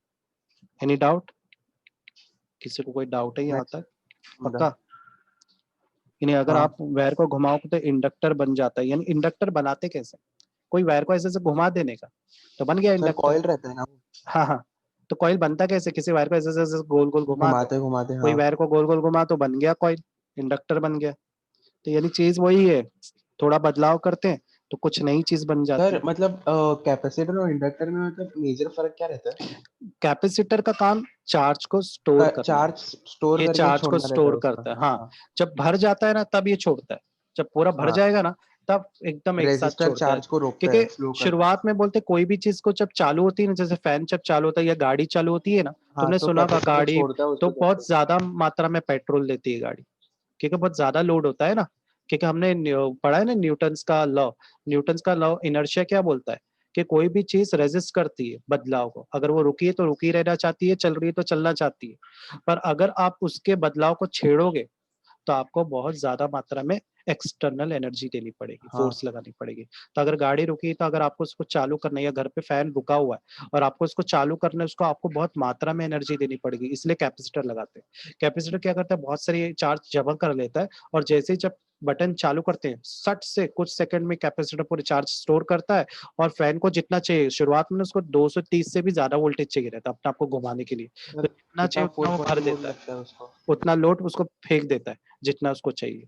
फिर एक बार फैन चालू हो गया तो उसको हल्का भी दोगे ना पावर तो भी काम करेगा, समझ गए? तो ये स्टार्टर होता है कैपेसिटर। बिल्कुल गाड़ी में एक बार गाड़ी चलने लगी, फिर तुम हल्का भी एक्सीलेटर मारोगे तो भी गाड़ी स्मूथ चलेगी कि नहीं? ज्यादा तुमको पावर नहीं लगाना पड़ेगा, हाँ गाड़ी चल रही है और ना। फिर इंडक्टर। पर जब रुकी और अगर ब्रेक मारना हो तो ताकत ज्यादा लगानी पड़ेगी। तो ये रीजन समझ में आया। शुरुआत में चीजों को लोड ज्यादा देना पड़ता है। ओके, तो कैपेसिटर क्या करता है, चार्ज स्टोर करके वो लोड देने का काम करता है। अब रेजिस्टर भी कैसे बनाया जाता है, किसी वायर की लेंथ बढ़ा दो, जितनी आप लेंथ बढ़ाओगे रुकावट उतनी बढ़ेगी, करंट को उतना ज्यादा ट्रैवल करना पड़ेगा। ठीक है, तो रेजिस्टर भी एक तरह का रुकावट, ये तीनों रुकावट जैसे ही बिहेव करते हैं। यहाँ से कॉन्सेप्ट खत्म, किसी को कोई डाउट है? ये कोई कॉन्सेप्ट नहीं है आगे, बस मेरे को इतना ही समझा रहा था। दोनों का बिहेव समझा, तीनों के बारे में समझ में आया। कॉइल कैसे बनाते हैं, कैपेसिटर क्या होता है, रेजिस्टर का कॉइल एक जैसा बिहेव करते हैं, रेजिस्टर रुकावट कैसे बना सकते हो, बड़ा वायर ले लो, तुमको जितना ज्यादा रुकावट है उतना बड़ा वायर ले लो। या एक और ट्रिक है, ऐसा टाइप का मटेरियल ले लो, मेटल, जो करंट के फ्लो को रोके, धीरे धीरे फ्लो कराए, तो भी तुम्हारा काम हो जाए। समझ गए? चलो यहाँ से कॉन्सेप्ट खत्म। अब हम लोग यहाँ से आ रहे हैं डेरिवेशन पे। हमें करंट का फॉर्मूला पता है, क्या है करंट का formula, I is equal to I not sine omega t, यही है ना फॉर्मूला। अब देखो मैंने इंडिविजुअल तीन चीजें ना, तीनों के पेज पर मैंने देखो वोल्ट, यहाँ पे वोल्टेज का फॉर्मूला बनाया। अब बोलेंगे सर ये वोल्टेज का फॉर्मूला आएगा, सर ये देखो ओम्स लॉ से आया, V is equal to I R, यही है ना ओम्स लॉ। और मुझे पहले पता है वी बराबर होता है ई के, देखो तो ये रेजिस्टेंस का formula, E R is equal to I R, E L is equal to I XL. अरे सर एक्सएल क्यों लगाया, रेजिस्टर ही है ना ये सब भी। मैं रेजिस्टर को एक्स से भी रिप्रेजेंट कर सकता, कैपेसिटर से भी रिप्रेजेंट कर सकता, बरोबर कि नहीं? तो E L is equal to I XL, EC क्या हो जाएगा आई एक्सी। समझा? यहाँ तक किसी को डाउट है? ओम्स लॉ के फॉर्मूले की मदद से ये मैंने सारी इक्वेशन बनाई। क्लियर? आगे बढ़े, याद रहेगा यहाँ तक? कॉन्सेप्ट खत्म हो चुका है यहाँ हाँ पे, आप सर। ये सब बेसिक कर रहे हैं बस। अब देखो यहाँ पे ये फॉर्मूला उसके एकदम ऊपर आते ही ये सब पढ़ने की यहाँ पे जरूरत नहीं है, डायरेक्ट आ। अब यहाँ पे नेक्स्ट क्या किया इसने, डिस्टेंस फॉर्मूला इस्तेमाल किया। डिस्टेंस फॉर्मूला तो सभी को पता होगा क्या होता है, R is equal to square root of X square plus Y square, यही है ना डिस्टेंस फॉर्मूला। तो अब हम लोग देख सकते हैं कि सारे कनेक्शन कैसे कनेक्ट है, सीरीज में कनेक्ट है। तो सीरीज में कनेक्शन हमेशा क्या होते हैं, एडिशन होते हैं, बरोबर। तो मैंने क्या ले लिया, O A square plus O B square, बरोबर, ये लिया है। ये सब लेने की जरूरत नहीं, डायरेक्ट भी तुम लोग से लिख सकते हो। देखो आपका पूरा सप्लाई कहाँ पे जा रहा है, आपकी बैटरी का, आपकी बैटरी के सप्लाई को मैंने ई नोट से रिप्रेजेंट किया। पहला कौन आ रहा है, पहला चलो आर कैसा भी ले लो, कोई फर्क नहीं पड़ता, पहले आर ले लो, ई आर स्क्वायर। फिर उसके बाद लिया ई एल, फिर लिया माइनस ई सी। अरे ऐसा क्यों लिया, तो जरा ध्यान दो। मैंने बताया था कि इंडक्टर और कैपेसिटर अपोजिट काम करते हैं, यही बोला था ना मैंने वर्ड। अगर अपोजिट काम करते हैं तो हम लोग माइनस से रिप्रेजेंट करते हैं, याद है मैंने बोला था कि अगर कोई भी चीज अपोजिट काम करेगा निगेटिव साइन से रिप्रेजेंट करो। जैसे अगर इंडक्टर डीसी को अलाउ करता है तो कैपेसिटर एसी को अलाउ करता है, अगर इंडक्टर एसी को रोकता है तो कैपेसिटर डीसी को रोकता है, दोनों अपोजिट काम कर रहे हैं कि नहीं, फरन साइन, इसलिए यहाँ पे माइनस साइन लगाया और दोनों को साथ में लिखा है स्क्वायर करके। समझा? कोई डाउट यहाँ पे? और रजिस्टर कैसा होता है, ये ऑलराउंडर है, एसी हो या डीसी सबको अलाउ करता है, इसलिए उसको मैंने बाहर लिख दिया। कोई डाउट साइमन? ये फॉर्मूला कैसे बनाया है तुम लोगों को क्लियर होगा, माइनस क्यों लगाया वो भी क्लियर होगा। दोनों का इंडिविजुअल स्क्वायर भी दिखा सकते हो और ब्रैकेट करके भी स्क्वायर दिखा सकते हो। अब हम लोग सबकी वैल्यू रखेंगे। ई की वैल्यू क्या थी, आई जीरो आर स्क्वायर। अरे सर आया कहाँ से, देखो नीचे ही तो बनाया था अभी, ये देखो ये वाली वैल्यू मैं लिख रहा हूँ यहाँ पे, I R square I zero XL minus I zero XC. अब सब में कॉमन क्या है, I zero I zero I zero, common करो और उसको बाहर निकाल लो रूट के, अंदर क्या बचा, R square XL minus XC whole square. Clear? Next क्या करो, आई जीरो को ले लो लेफ्ट साइड, तो ये हो जाएगा E not upon I not, I zero by I not is equal to square root of I R square plus XL minus X C whole square. अब यहाँ पर क्या बोल रहा है कि यहाँ पर ये जो पार्ट है ई नॉट अपॉन आई, ये क्या है, एक्चुअली अपना वोल्टेज अपन, ये ओम्स लॉ से आया हुआ पार्ट है। एक्चुअली वोल्टेज अपन करंट किसको रिप्रेजेंट करता है, रेजिस्टेंस को ही तो रिप्रेजेंट करता है। तो यहाँ पर मैं ई नॉट अपन आई को जेड बोल सकता हूँ। अब ये जेड क्या हुआ है, जेड इज कॉल्ड इम्पिडेंस। क्या बोलते हैं इसको, इम्पिडेंस। इम्पिडेंस भी एक तरह का रेजिस्टेंस ही होता है। क्या होता है, इम्पिडेंस। पर ये वर्ड क्यों सर आपने यूज किया, तो ये वर्ड आप कब यूज करोगे, जब किसी वोल्टेज और करंट का के अंदर, मतलब वोल्टेज और करंट की आप स्टडी कर रहे हो, चलो मान लिया, और उसमें इंडक्टर भी अटैच हो, कैपेसिटर भी अटैच हो और रेजिस्टेंस, ये तीनों टाइप अटैच हो, तब उसमें आने वाली रुकावट को इम्पिडेंस बोलते हैं। समझ गए। तो ये आर ही है, पर सिर्फ आर बोलना ठीक नहीं है, L C R is equal to Z है। समझ गए, यानी इन सारी वैल्यू को भी मैं जेड बोल सकता हूँ। समझ में आ रहा है क्या बोल रहा हूँ मैं। इम्पिडेंस भी एक तरह का रेजिस्टर है, पर ये रेजिस्टर कब आप बोलोगे, जब आप कोई रेजिस्टेंस, जब कोई रुकावट इंडक्टर, कैपेसिटर और रेजिस्टर तीनों पे आएगी, तब उस टाइप के सर्किट, या ऐसा कोई सर्किट जिसके अंदर इंडक्टर, कैपेसिटर और रेजिस्टर तीनों प्रेजेंट हो और उनसे रुकावट आ रही हो, तो उन रुकावट को इम्पिडेंस बोलते हैं। समझ में आया, कोई को डाउट है। इम्पिडेंस को जेड सिंबल से रिप्रेजेंट करते हैं। ओके, कोई डाउट, नहीं सर। क्लियर है ना, कोई डाउट नहीं आया ना। नहीं। और अगर इम्पिडेंस का कोई रेसिप्रोकल होगा, यानी ये, तो उसको क्या बोलते हैं, एडमिटेंस बोलते हैं। एसी सर्किट का जो रेसिप्रोकल होता है, that is called sir admittance. Admittance क्या करता है? एडमिटेंस क्या करता है, ये अपना इम्पिडेंस का अपोजिट काम करता है। अगर ये एलसीआर सर्किट इसमें कनेक्ट है, तो ये भी वही है, पर इसमें अपोजिट एसी, ये डीसी के लिए अप्लाई करेंगे एडमिटेंस। एलसीआर जो ये इम्पिडेंस ये एसी के लिए है ना, तो ये डीसी के लिए अप्लाई होगा, क्योंकि एसी के अपोजिट में काम करेगा ना। इसके बारे में और ज्यादा डिटेल नहीं दी है एडमिटेंस के बारे में इस चैप्टर के अंदर। अब ऐसा यूनिट के बारे में आते हैं, तो यहाँ पर सभी रुकावट का ही काम करें, बरोबर, चाहे इंडक्टर लगा हो, चाहे कैपेसिटर लगा हो, तो यूनिट क्या होगी, सबकी यूनिट एक ही होगी, ओम्स होगी। पर ये जो यूनिट है एडमिटेंस की है, हमारे इनकी यूनिट क्या होगी, इम्पिडेंस की, ओम्स होगी। एडमिटेंस इसके अपोजिट में काम कर रहा है, यानी रेजिस्टिविटी के अपोजिट काम कर रहा है, इसलिए 1 ओम्स रहेगी इसकी, या साइमन्स भी बोल सकते हैं। हमको तो यही पढ़ना है, ओम्स, हमारी जो इम्पिडेंस की स्टडी की।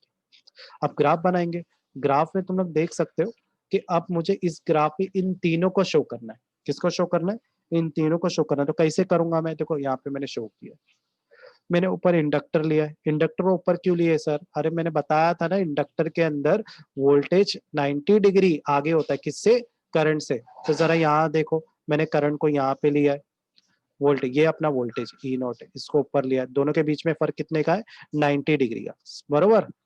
कैपेसिटर में हमने क्या देखा है कि करंट आगे रहता है, किससे, कैपेसिटर की वोल्टेज से कितना आगे रहता है, 90 डिग्री आगे रहता है। समझ में आ रहा है क्या, क्या बता रहा है, क्यों ऐसा फेसर डायग्राम बनाया गया।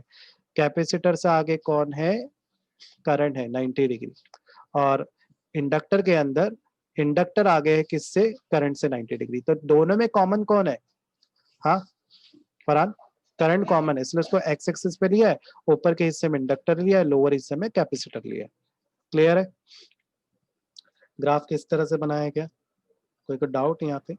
दूसरा, यहाँ पर जो समझा। ई आर है रेजिस्टेंस, उसको भी हम लोगों ने एक्स एक्सिस पे ही लिया। क्यों ऐसा किया है, अरे इसको इसलिए लिया क्योंकि यहाँ पे जो करंट है, मैक्सिमम करंट रेजिस्टेंस के बराबर, ये दोनों बिटवीन में ही आ रहे हैं, क्योंकि रेजिस्टर कैसे, एसी और डीसी दोनों को अलाउ करता है, पर ये जो कैपेसिटर इंडक्टर है, ये अपोजिट में काम करता है। अगर ये अपोजिट में काम कर रहे हैं, अगर एक पॉजिटिव तो दूसरा नेगेटिव का, अपोजिट का मतलब क्या है, दोनों के बीच में किसका, माइनस का डिफरेंस है, इसलिए दोनों को अपोजिट में लिखा है। समझ गए, माइनस किस पे आ रहा है, कैपेसिटर में, इसलिए उसको डाउनवर्ड, पॉजिटिव किस में आ रहा है, इंडक्टर में, इसलिए इसको ऊपर ग्राफ के बनाया है। इजी है ना ग्राफ, सिर्फ दिखाया डरावना, लेकिन इतना टफ नहीं है, सिंपल ग्राफ बनाया। ई आर क्या है, दोनों को अलाउ करता है, ये दोनों के बराबर होता है, इसलिए इसको बीच में बना दिया गया, ई एल और ईसी के। ओके, अब क्या करते हैं, हमने यहाँ पे इसका डायरेक्शन पता कर दिया। डायरेक्शन के लिए क्या लूंगा मैं, टेन फाइव ले लेता हूँ। टेन फाइव, टेन थीटा का फॉर्मूला क्या होता है, अपोजिट, बरोबर, अपोजिट अपॉन एडजेसेंट। तो अपोजिट में कौन कौन है, तो अपोजिट में मेरे को दो मिल रहे हैं। अपोजिट में मेरा कौन है, ई एल है। देखो ये साइड और ये साइड बराबर ही होंगे ना, बराबर फरहान। तो अगर ये ई एल है तो ये भी एल हो गया, तो मैं लिखूंगा ई एल। कौन सा पार्ट यहाँ पे नहीं दिख रहा है, ये वाला पार्ट नीचे, नीचे मतलब माइनस करके लिख दो उसको। क्यों लिखा है माइनस करके, वो पार्ट नहीं है, वो घाट उसको माइनस करके EL मिलता है ना। और एडजेसेंट में क्या है, एडजेसेंट में है, एडजेसेंट में क्या ER भी है और I नॉट भी है, बरोबर। तो ER लिखेंगे, वोल्टेज बेस पे फॉर्मूला कर रहे हैं ना। अब जरा वैल्यू लिखते हैं। EL की वैल्यू क्या है, बोलोगे सर मेरे को क्या पता। अरे देखो इधर सब हमने वैल्यू पता किए थे, लिखो सब वैल्यू। IXL माइनस EC की वैल्यू क्या है IXC, IR की वैल्यू क्या है IR। सब में कौन क्या कॉमन है, II कॉमन, काट दो। क्या बचेगा finally XL minus XC upon R, यही बचेगा ना। तो ये मिल गया अपना फॉर्मूला किसका, tan फाई का। tan को भी राइट साइड ले लोगे तो फाई क्या हो जाएगा, tan inverse XL minus XC upon R। समझ में आ रहा है क्या कर रहा हूँ। तो ये अपने को एंगल के बेस पर भी फॉर्मूला मिल गया कैपेसिटेंस का। अब ये इतनी मेहनत से जो मैंने लिखा ना जरूरत नहीं थी, यहाँ पे लिखा हुआ था पहले से। ठीक है, यही लिखा ना मैंने कि कुछ और लिखा था वहाँ। समझ में आ रहा है तुम लोग को, कोई डाउट है यहाँ पे किसी भी कॉन्सेप्ट में, क्लियर है सारे कॉन्सेप्ट। अब यहाँ पे हाँ तुम लोग सर। देख सकते हो कि I is equal to I naught, मैंने ये पढ़ाया था तुमको साइन ओमेगा टी। मैंने ये फाई तो पढ़ा ही नहीं, ये फाई कहाँ से आया, फाई को ऐड किया गया। फाई क्यों ऐड किया गया, अरे फाई के जरिए आपको ये पता चल रहा है, डायरेक्शन का पता चल रहा है आपको। फाई के जरिए आपको ये पता चल रहा है कि ये जो एंगल की वैल्यू क्या है, डिग्रीज क्या बन रहे हैं। समझ में आया, ये डिग्रीज का आइडिया आपको दे रहा है, तो इसको ऐड कर दो, इससे आपको पता चलेगा कि कितने का डिग्री और वोल्टेज और करंट के बीच में जो डिग्रीज बन रही है वो जीरो है, पॉजिटिव नेगेटिव कौन से टाइप का एंगल बन रहा है ग्राफ में, वो पता कर सकते हैं। ठीक है, अब चलो नीचे केसेस देखते हैं। पहले केसेस में हम क्या देख रहे हैं, मान लो एक ऐसा केस है जिसके अंदर इंडक्टर और कैपेसिटर बराबर है, जो कि नहीं हो सकते, पर मान लो अगर बराबर हो जाए तो उस वक्त बनने वाला जो एंगल होगा वो जीरो होगा। तो tan फाई क्या हो जाएगा, tan फाई जीरो, करेक्ट। ऐसे वक्त में क्या होगा, वोल्टेज और करंट का जो फेस है वो सेम हो जाएगा। समझ गए। तो ऐसे में जो AC सर्किट है वो नॉन इंडक्टिव हो जाएगा। नॉन इंडक्टिव मतलब इंडक्टेंस नहीं करेगा, यानी जिसमें जो इंडक्टर है वो काम नहीं करेगा। समझ गए, क्योंकि ये क्या करता है, AC को रोकने का काम करता है ना। जब दोनों बराबर हो गए तो इंडक्टर कोई बिहेव ही नहीं देगा। इंडक्टर का काम था सिर्फ AC को रोकना, कैपेसिटर का काम था AC को चालू करना। तो यानी यहाँ पे सिर्फ कैपेसिटर काम कर रहा है, इंडक्टर का कोई वर्क चालू ही नहीं है इधर। समझ गए, केसेस कैसे समझ में आ रहे हैं। दूसरे में क्या, इंडक्टर ज्यादा कैपेसिटर कम। जरा देखो फॉर्मूले बेस पे समझाता हूँ मैं। XL और XC बराबर है, अगर दोनों बराबर है तो मैं यहाँ पर XC भी लिख सकता हूँ, बरोबर के नहीं फरहान। और XC माइनस XC क्या हो जाएगा, जीरो होगा। तो tan फाइव भी क्या हो जाएगा, जीरो। समझा अभी। नेक्स्ट केस में क्या देख रहे हैं, XL ज्यादा है, XL क्या है, ज्यादा है सेकंड केस के हिसाब से, और XC कम है, बरोबर। तो ये नॉर्मल ग्राफ के बेस पे ही जा रहा है, जो ये यहाँ पे फॉर्मूला दिया है ना, इसी फॉर्मूले के बेस पर। तो आपको आंसर जो आएगा पॉजिटिव आएगा। अगर आंसर पॉजिटिव होता है इसका मतलब ये कि यहाँ पर वोल्टेज लेड करेगा करंट, यानी वोल्टेज ज्यादा है और करंट कम है, दोनों के बीच में 90 डिग्री का डिफरेंस आएगा। अगर इसका वाई उल्टा हुआ तो वाइस वर्सा हुआ तो आपका जो tan फाइव वो नेगेटिव हो जाएगा और वोल्टेज की बजाय करंट लीड करेगा। ठीक है, यहाँ पे भी तो सेम लिखा, voltage lead the current by phase. अच्छा सेम ही है, सेम बिहेवियर दे रहा है तो। ठीक है, इम्पिडेंस ट्रायंगल, अरे इम्पिडेंस तो ऑलरेडी पढ़ चुके हैं। इम्पिडेंस का मतलब जेड होता है, जो LCR में जो रुकावट होती है तीनों सर्किट में, सॉरी सर्किट के अंदर जो L C और R होता है, इन तीनों की जो रुकावट है उसे इम्पिडेंस बोलते हैं। अब इसको देखो ट्रायंगल से समझाया, XL और XC को साथ में लिखा है, R को नीचे लिखा है, तो इन दोनों का टोटल कहाँ पर आएगा, हाइपोटेनस भी आएगा ना। हाइपोटेनस में मैंने क्या लिख दिया, Z लिख दिया। समझ गए कैसे बनाए ट्रायंगल। तो ये ट्रायंगल के जरिए यहाँ पे इम्पिडेंस को समझाया, समझा कि कोई का डाउट आया। एक्सएल माइनस एक्सी क्यों लिखा है, ये दोनों एक दूसरे के अपोजिट काम करते हैं, इंडक्टर और कैपेसिटर।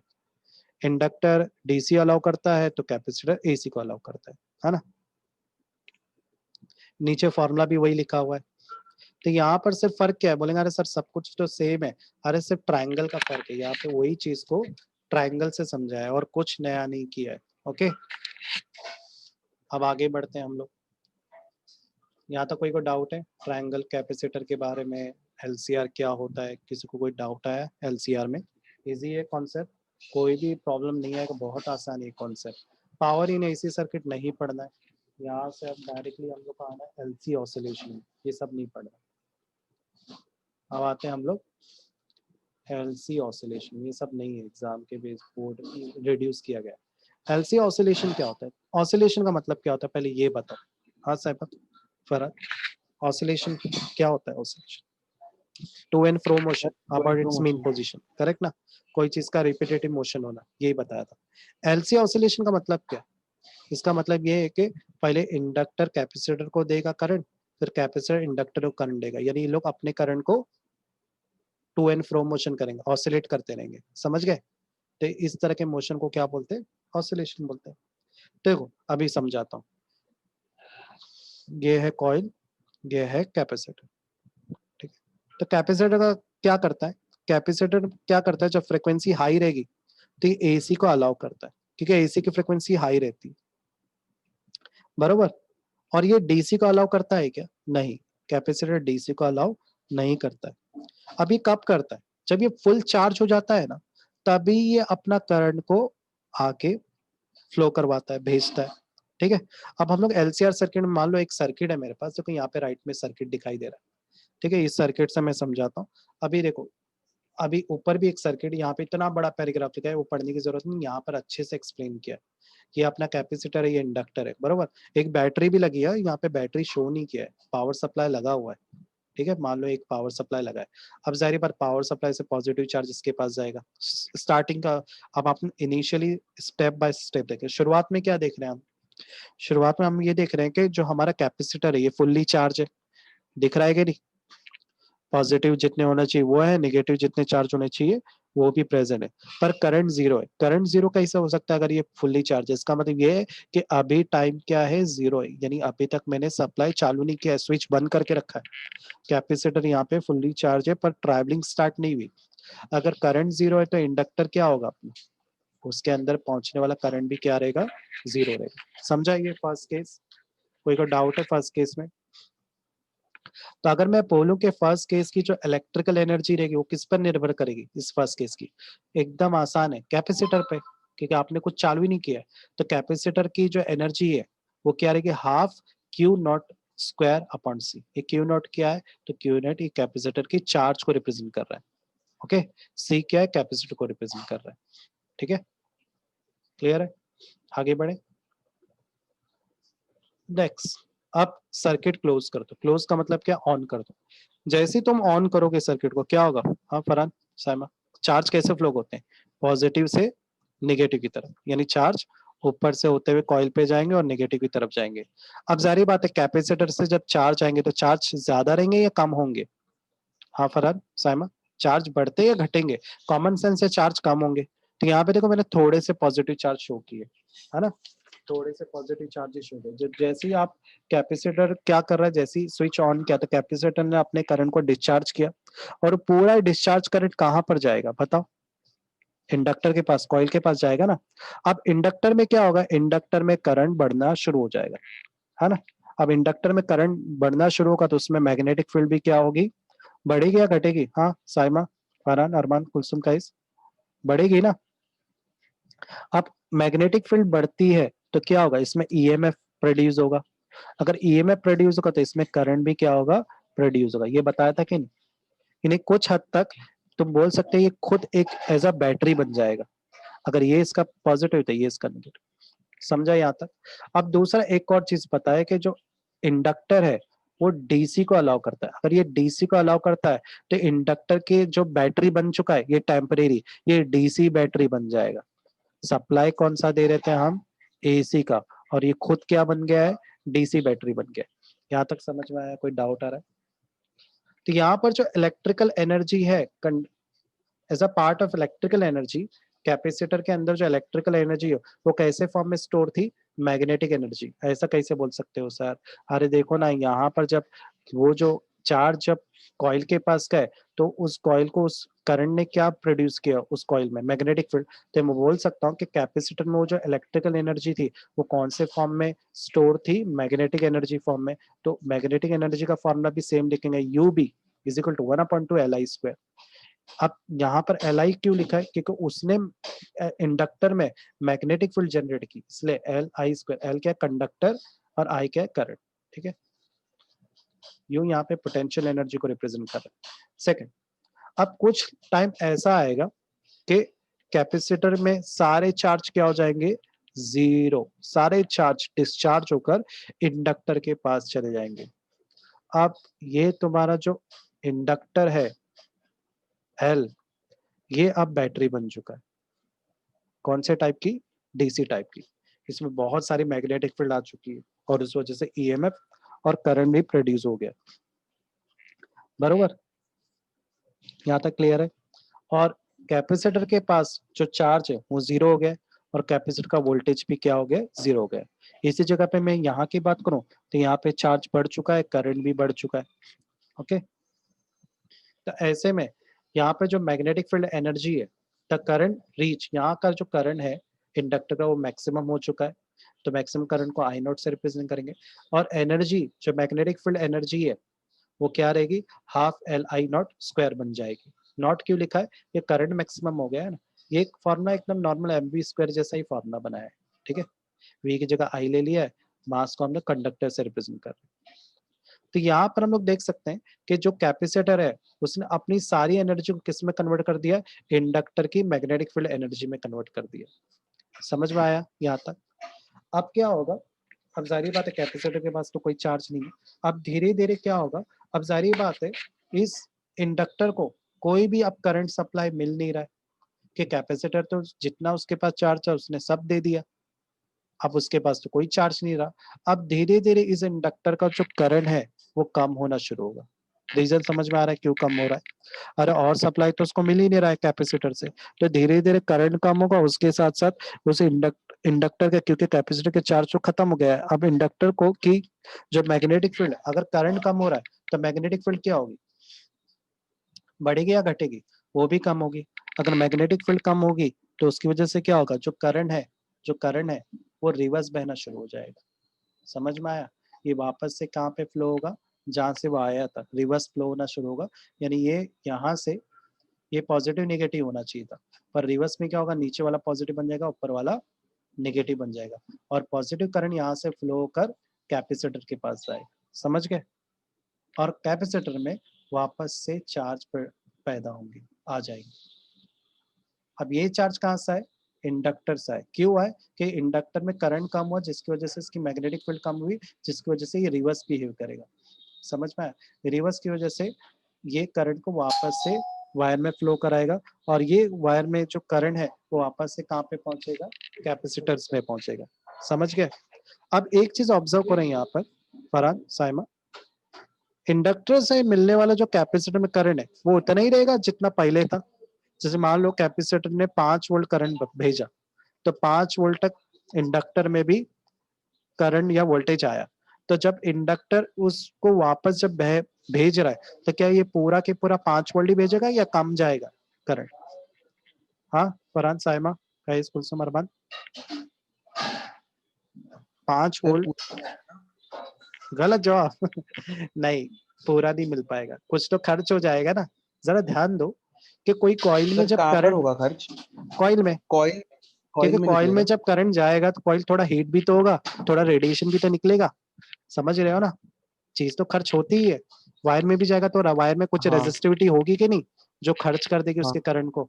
तो ऐसे में वेस्ट हो जाएंगे कुछ कुछ करंट, जिसकी वजह से पूरा नहीं जाएगा, जाएगा पर पूरा नहीं जाएगा। फिर वापस से कैपेसिटर फुल्ली चार्ज होगा जब इंडक्टर पूरा अपना करंट इसको दे देगा, फिर ये फुल्ली चार्ज होगा, फिर ये डिस्चार्ज होगा, फिर कॉइल में वापस से करंट आएगा, मैग्नेटिक फील्ड आएगी, फिर करंट प्रोड्यूस होगा, फिर जब हाँ तो मैक्सिमम सर जब मतलब एक टाइम पे आके करंट जीरो हो जाएगा ना? हाँ यस, ये गोल गोल रानी चलते रहेगी, गोल गोल रानी, इतना इतना पानी। इसी को बोलते हैं ऑसिलेशन, क्योंकि ये बार बार रिपीट हो रहा है ना। कैपेसिटर को इंडक्टर को दे रहा है करंट, फिर इंडक्टर वापस से कैपेसिटर को करंट दे रहा है जब वो खत्म हो जा रहा है कैपेसिटर में करंट, इसलिए इसको बोलते हैं एलसी ऑसिलेशन। समझ में आया? इजी है ना एलसी ऑसिलेशन? सर एकदम ऐसे सिंपल। कंसेप्ट से इनफाइनाइट एनर्जी नहीं बना सकता? ऐसे कॉन्सेप्ट से इनफाइनाइट एनर्जी नहीं बना सकते, ऐसे कॉन्सेप्ट से ये समझ सकते हैं कि एक्चुअली किस तरह से गिवन और टेकन चलता रहता है किसी सर्किट के अंदर। अब यहाँ पे बोल रहे हैं कि जो इंटायर एनर्जी है, जो भी इंटायर एनर्जी, अगर मेरे को टोटल एनर्जी निकालनी पड़े दोनों की, तो कैपेसिटर की एनर्जी रहेगी क्यू स्क्वायर अपॉन सी और इंडक्टर की एनर्जी रहेगी L I square, sorry L I, L I बरोबर बरोबर एल आई है बरोबर, L I square, L inductor है ये इसकी टोटल एनर्जी की, तो दोनों का देखो फॉर्मूला एक जैसा ही, बरोबर। ये मैंने टोटल एनर्जी का फॉर्मूला बनाया। अब देखो मैंने यहाँ पे कुछ कुछ पॉइंट्स मैंने टिक किए। This are called LC oscillation if there is no loss of energy, the amplitude of the oscillation remain constant and oscillation undamped। पर अगर एनर्जी लॉस नहीं होती है तो ऐसे में ऑसिलेशन होगा ही नहीं, एनर्जी लॉस होना जरूरी है। किसी कॉइल में भी अगर अवन में देखे तो अवन में भी कॉइल होता है, उसमें जैसी एनर्जी जाती है तो वो लाल हो जाती है, यानी रेडिएशन हो रहा है, बरोबर के नहीं। और होना भी जरूरी है, अगर ऑसिलेशन में एनर्जी लॉस ना हो मान लो, तो यानी तुम्हारा एम्पलीट्यूड फिक्स है और तुम्हारा ऑसिलेशन कांस्टेंट हो जाएगा। अगर ऑसिलेशन कांस्टेंट हुआ तो प्रोसेस हैपेट ही नहीं होगा, अनडैम हो जाएगा, समझ गए, ऑसिलेशन रुक जाएगा। However, oscillation is usually dumb due to the following reason। बोलते एक कुछ तो रीजन है जिसको से ऑसिलेशन डम होता है, रुक जाता है। क्या क्या रीजन है, तो पहले मैंने यही बताया, एनर्जी का लॉस होना as a form of heat. दूसरा रीजन क्या है, रेजिस्टेंस जीरो, अगर मान लो वेर जीरो है तो total energy of system not remain constant. अगर मान लो रेजिस्टेंस जीरो, ऐसा हो ही नहीं सकता किसी वायर में, पर मान लो अगर रेजिस्टेंस जीरो है मतलब रुकावट नहीं आ रही, तो ऐसे वक्त में भी क्या होगा, आपकी टोटल एनर्जी है वो कांस्टेंट नहीं रहेगी, और जो एनर्जी है आपकी रेडिएटेड होगी, मतलब लाइट फॉर्म में उड़ जाएगी, बरोबर। इस तरह से भी लॉस होने पर आपका ऑसिलेशन डम हो सकता है। तो ये कुछ रुकावट है जिसकी वजह से रोक सकता है आपका जो प्रोसेस है। अब नेक्स्ट है इलेक्ट्रिक रेजोनेंस। इलेक्ट्रिक रेजोनेंस क्या है, तो इसका मैंने पेंसिल से कुछ नहीं लिखा क्योंकि इसमें ही सब लिखा है। क्या लिखा है, have you wondered how radio pick certain frequency so you can play your favorite channel, why does a glass break down in orchestra concert। तो यहाँ पे बोल रहा है कि ये जो भी चीजें होती है ना ऑर्केस्ट्रा में, यार तुमने देखा होगा जब भी ब्रिज में आर्मी लोग चलते हैं, तो अगर हर एक आर्मी मार्चिंग नहीं करते हैं जब वो लोग ब्रिज में चलते हैं, क्यों नहीं करते, अगर उनकी फ्रिक्वेंसी नेचुरल फ्रिक्वेंसी के बराबर हो गई तो ब्रिज गिर जाएगा। ये पढ़ा था कि नहीं हम लोग ने। तो ये क्यों हो रहा है कि मान लो उस ब्रिज को वाइब्रेट करने के लिए जितनी एनर्जी चाहिए उतनी अगर उन्होंने मार्चिंग करते वक्त दे दी तो वो ब्रिज कोलैप्स हो जाएगा। तो वो जो फ्रिक्वेंसी है जो ब्रिज को चाहिए उसको हिलाने के लिए, उस फ्रिक्वेंसी को नेचुरल फ्रिक्वेंसी बोलते हैं, समझ गए। तो किसी फ्रिक्वेंसी की वो टेंडेंसी फ्रिक्वेंसी जो उसके नेचुरल फ्रिक्वेंसी के बराबर हो जाए तो उसको बोलते हैं इलेक्ट्रिकल रेजोनेंस। ओके, तो यहाँ पे फर्क क्या है, हम लोग इलेक्ट्रिकल रेजोनेंस से वो कंपेयर करते हैं। तो मान लो एक ब्रिज को मान लो चाहिए इतनी फ्रिक्वेंसी, मैं इसको करंट वोल्टेज से बताता हूँ, ठीक है। एक करंट वोल्टेज को इतनी फ्रिक्वेंसी चाहिए और आपने उतनी फ्रिक्वेंसी उसको दे दी मेहनत करके, तो क्या होगा, यहाँ पे डम ऑसिलेशन हो जाएगा, दोनों सेम हो जाएंगी, है ना। तो यहाँ पे ऑसिलेशन स्टॉप हो जाएगा। क्यों ऐसा स्टॉप होगा, क्योंकि रेजोनेंस बढ़ जाएगा, लार्ज हो जाएगा, बरोबर, रुकावट मैक्सिमम हो जाएगी। अब चलो हम लोग यहाँ पर रेजोनेंस को सबसे पहले सीरीज में देखते हैं। सीरीज में क्या है, सीरीज रेजोनेंस सर्किट में, सीरीज में हम लोग पहले से जानते हैं एलसीआर सर्किट होता है। A circuit in which inductance है, कैपेसिटर आर सब सीरीज में कनेक्ट है और इसके अंदर मैक्सिमम करंट फ्लो होता है जब फ्रिक्वेंसी एसी की हो तो, ठीक है। नेक्स्ट, इम्पिडेंस का फॉर्मूला भी हम लोग जानते हैं, ये कैसे बना फॉर्मूला हम लोग जानते हैं पहले से, ये एक्सएल है और ये एक्सी है, दोनों अपोजिट में होते हैं तो इसलिए 1 करके लिखा हुआ है। दूसरा हमने क्या पढ़ा था कि एक्सएल की फ्रिक्वेंसी लो होती है, एक्सी की फ्रिक्वेंसी हाई होती है। क्यों हाई होती है, क्योंकि ये एसी को अलाउ करता है, ये डीसी को अलाउ करता है, एसी को अलाउ नहीं करता है। तो यहाँ तक तो कोई कॉन्सेप्ट ही नहीं है। अब दूसरा, मान लो एक कंडीशन हो जहां पर इन दोनों की फ्रिक्वेंसी बराबर हो जाए, एक्सएल और एक्सी बराबर हो जाए। एक्सएल की वैल्यू फॉर्मूला क्या है, एक्सएल है ओमेगा एल, बरोबर। एक्सी क्या है, 1/ओमेगा सी। आर क्या है वो देखते हैं, वो रेजोनेंस फ्रिक्वेंसी को रिप्रेजेंट कर रहा है, ठीक है। अब ओमेगा को ले लो एक साथ, एल को ले लो नीचे, तो होगा omega square is equal to 1/LC। समझ में आ रहा है। ओमेगा का फॉर्मूला क्या आता है, 2πRF, तो लिख लो 2πRF, 2πRF नहीं 2πF, सॉरी 2πF, ठीक है। स्क्वायर ऑफ 1/LC, स्क्वायर को ले लो राइट साइड, होगा 2πF 1/√LC। मुझे क्या पता करना है, रेजोनेंस फ्रिक्वेंसी, तो 2π को भी ले लो राइट साइड। तो ये बना हमारा एलसीआर के बेस पर रेजोनेंस फ्रिक्वेंसी का फॉर्मूला। इस फॉर्मूले के जरिए हम लोग रेजोनेंस फ्रिक्वेंसी कैलकुलेट कर सकते हैं। चलो देखते हैं एक्चुअली क्या रहेगी। अगर एक्सएल और एक्सी बराबर हो उस वक्त तुम्हारा जो इम्पिडेंस है वो रेजिस्टेंस पे निर्भर होगा। क्यों, बाकी वैल्यू तो जीरो हो जाएगी ना, समझ गए। तो impedance of LCR circuit is minimum, इस circuit is called purely resistive. अगर किसी सर्किट के अंदर इंडक्टर और कैपेसिटर सेम होते हैं तो उस वक्त तुम्हारा जो इम्पिडेंस है, उस सर्किट का इम्पिडेंस है, पहला चीज वो पूरा के पूरा रेजिस्टेंस पर निर्भर करेगा। समझ गए? और ऐसी सिचुएशन में जो करंट होगा वो मैक्सिमम होगा, क्योंकि करंट और वोल्टेज एक ही फेस में आ जाएंगे इम्पिडेंस जीरो होने की वजह से, इम्पिडेंस में लेक्चर कैपेसिटर कब तक और लोगे? इंडक्टर सेम होने की वजह से। हाँ, लेक्चर कब तक चलेगा? क्या बोर हो गए तुम लोग?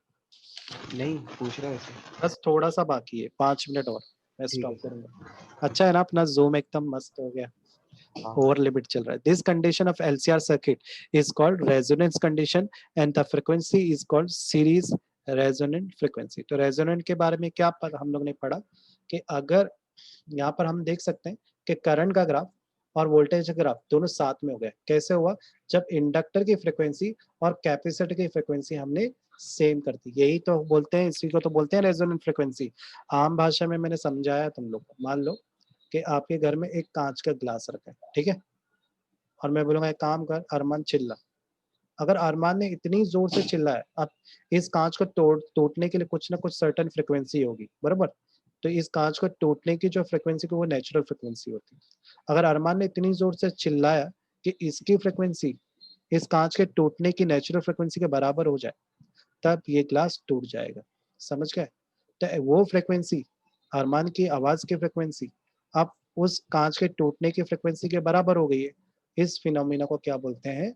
Resonance frequency. समझ में आया? रेजोनेंट, यहाँ पे रेजोनेंस रेजिस्टेंट नहीं है, रेजोनेंट वो फ्रिक्वेंसी है जब दो फ्रिक्वेंसी बराबर हो जाती है ना, that is called resonance frequency. तो यहाँ पे देख सकते हैं इंडक्टर और कैपेसिटर की वैल्यू फ्रिक्वेंसी बराबर हो गई, इसलिए हम लोग क्या बोल रहे हैं? रेजोनेंस फ्रिक्वेंसी हैपन हो रहा है।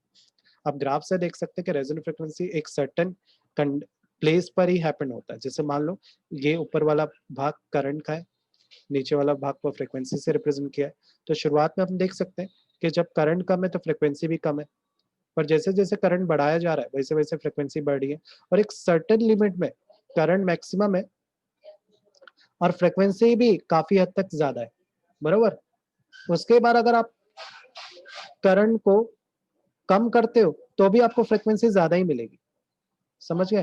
तो हमें ये लेवल नहीं देखना, हमें वो प्लेस देखना है जहाँ पे आपका करंट भी ज्यादा हो और फ्रिक्वेंसी भी ज्यादा हो। तो वो एक सर्टेन प्लेस ही आता है ना? तो वो सर्टेन प्लेस को ही बोलते हैं रेजोनेंस फ्रिक्वेंसी। अंडरस्टूड? जहाँ पे आपका करंट मैक्सिमम हो और फ्रिक्वेंसी भी काफी हद तक एवरेज ज्यादा हो। ओके, तो यहाँ पर शॉर्ट में लिखा है सीरीज के अंदर जो रेजोनेंस फ्रिक्वेंसी कब हैपन होगी? जब इंडक्टर और कैपेसिटर दोनों बराबर हो और रेजोनेंट फ्रिक्वेंसी की value 1/2 square root of LC हो। इसके अंदर इम्पीडेंस मिनिमम होगा और सर्किट प्योरली रेजिस्टिव होगा। करंट इसके अंदर मैक्सिमम होगा और frequency fed to it accept only a frequency relative frequency reject the other frequency. The current is maximum in this frequency, hence it is called acceptor circuit. इसके अंदर current maximum होगा और maximum amount में frequency को accept करेगा, इसलिए इसे acceptor circuit भी बोलेगी। अब सेकंड ग्राफ किसका डायग्राम देख रहे हैं? Parallel resonance circuit. इसमें क्या करेंगे? हम एलसीआर को पैरेलल कनेक्ट कर देंगे, ठीक है? सेम फॉर्मूला, मैं डायरेक्टली मैन मुद्दे पे आते हैं। पैरेलल सीरीज के अंदर हमने क्या देखा? सीरीज के अंदर फ्रिक्वेंसी ज्यादा रहती है, बरोबर? करंट मैक्सिमम होता है, तो पैरेलल में क्या हो जाएगा? ज्यादा पढ़ने की जरूरत नहीं है फौरन, सिंपल है, सीरीज का उल्टा लिखते हैं। अगर उसमें मैक्सिमम रहे तो इसमें मिनिमम हो जाएगा। समझ गए? सेम मेथड से फॉर्मूला बनाएंगे। सिम यहाँ पे देखो हर एक जगह पे माइनस लिखा हुआ है फॉर्मूले में। अब ये फॉर्मूला बना कैसे? ये केस बना है अपने शुरुआती फॉर्मूले से। ये सारे फॉर्मूला हम लोग देख चुके हैं, तो मैं बताता हूँ कहाँ से बना। हमारे को ये याद है formula, sign omega T minus pi by 2, remember? अब सेकंड चीज, आई नोट की वैल्यू क्या आती? कुछ याद है? ई नोट अपॉन ओमेगा है, बाकी भाग तो सेम ही रहेगा। सेकंड, एक्सएल का फॉर्मूला क्या था? Omega into L. ये जो ओमेगा एल है इसकी जगह क्या ले लेंगे? एक्सएल। ई नॉट तो एज इट इज है। अब समझ में आया ये कैसे आया? कोई डाउट आया फरहान? ये मैंने एक्सप्लेन कर दिया, ये जो भाग ये बना कैसे। ओके, नीचे वाला फॉर्मूला कैपेसिटर के बेस पे, ये इंडक्टर बेस पे, कैपेसिटर 90 डिग्री इसका करंट आगे होता है वोल्टेज से, और इंडक्टर के अंदर जो करंट होता है वो 90 डिग्री पीछे होता है वोल्टेज से। आप क्या करोगे, आपको क्या करना है, दोनों करंट को टोटल निकालना है। दोनों करंट का टोटल करोगे तो दोनों को ऐड करोगे, दोनों की वैल्यू को भी ऐड करो। दोनों में कॉमन क्या दिखाई दे रहा है, ई नॉट, है ना। उसके बाद हम क्या कर रहे हैं, यहाँ पर फॉर्मूला अप्लाई कर रहे हैं। ट्रिग्नोमेट्री में sign omega T minus pi by 2 क्या होता है, माइनस कॉस ओमेगा टी, और sign omega T plus pi by 2 क्या होता है, प्लस कॉस ओमेगा टी। दोनों की वैल्यू पुट की है। उसके बाद क्या, ई नॉट कॉमन ले लो, कॉस ओमेगा टी भी कॉमन लो, अंदर क्या बचेगा, 1/xc माइनस 1/x। एक्ससी का फॉर्मूला भी हमें पता है, ओमेगा सी। एक्सएल का फॉर्मूला क्या है, 1/ओमेगा, वैल्यू पुट की है हमने फॉर्मूले की। सेकंड, आगे बढ़ते हैं।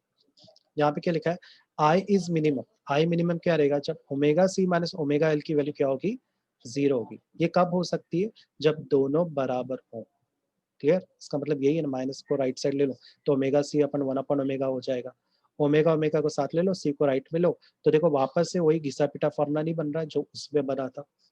समझ में आया कैसे फॉर्मूला बनाया रेजोनेंस फ्रीक्वेंसी का, फरहान, साइमा, अरमान, क्लियर है। अब यहाँ से आप ग्राफ देख सकते हो, यहाँ पे ग्राफ आपको उल्टा दिख रहा है।